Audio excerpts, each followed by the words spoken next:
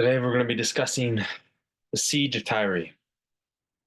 This takes place in 332 BC. Alexander the Great has just crossed the Hellespont, invaded modern day Turkey, pressed through everything that the Persian Empire has held to stop him, scorched earth tactics, large armies. Now, King Darius of Persia, is the king of kings, I guess you would say, of that area currently, but there's nothing he can do to stop Alexander. Now,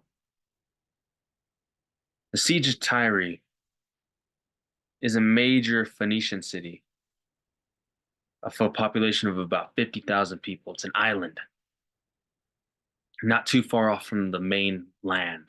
It's a small island. You can see it from the shores. Now, Alexander has about 30,000 men with him, roughly.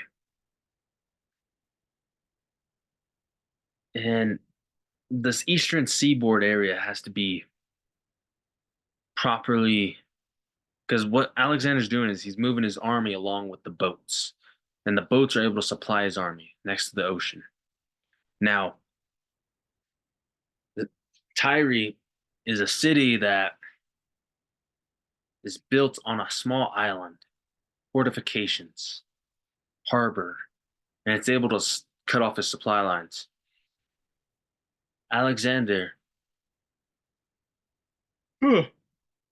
Alexander decides to do one major thing, and that is to cut off the siege of Tyre from everything completely.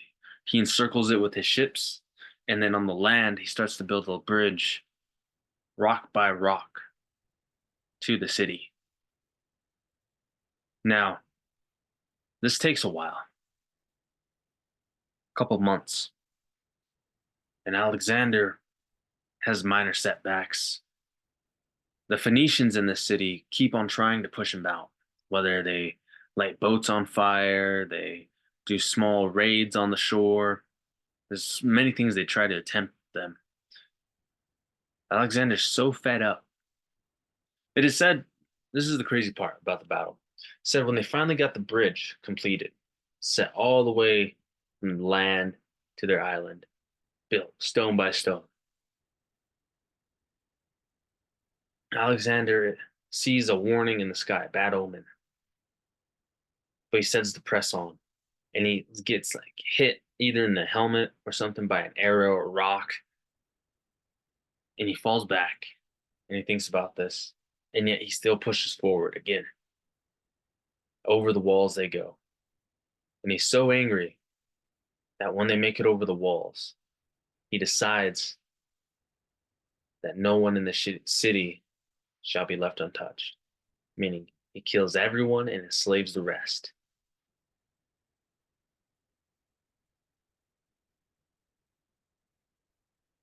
That's tough. Now,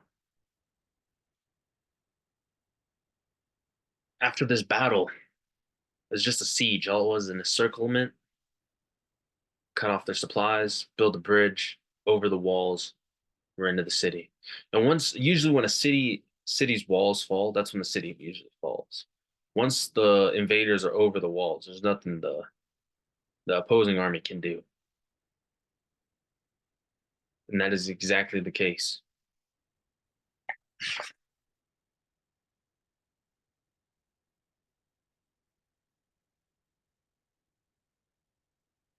Now, when you're covering a distance of 500, 600 meters of building land, it's a lot of stones, a lot of labor.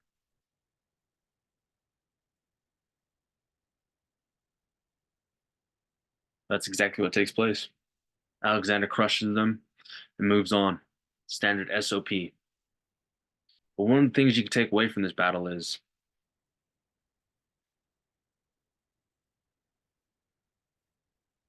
the major thing to take away from this, not just a minor thing, the major thing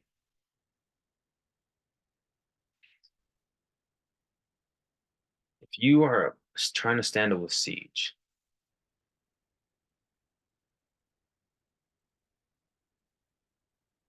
do not do what the Phoenicians did in this city, and that is let your because the Phoenicians have sea superiority over the Greeks. Don't let the Greeks cut off your supplies when you're a superior force. Don't let the enemy cut off your supply lines when you're the superior fighting force in that area. Don't get cocky. That's exactly what happened here. The Phoenicians, there's numerous reports about them being cocky about what was about to take place. They thought their city was impregnable. Don't get content with your environment because it could change at a moment's notice. Anyways, that's all I got for today. Like and subscribe. Check us out on Rumble. Till next time.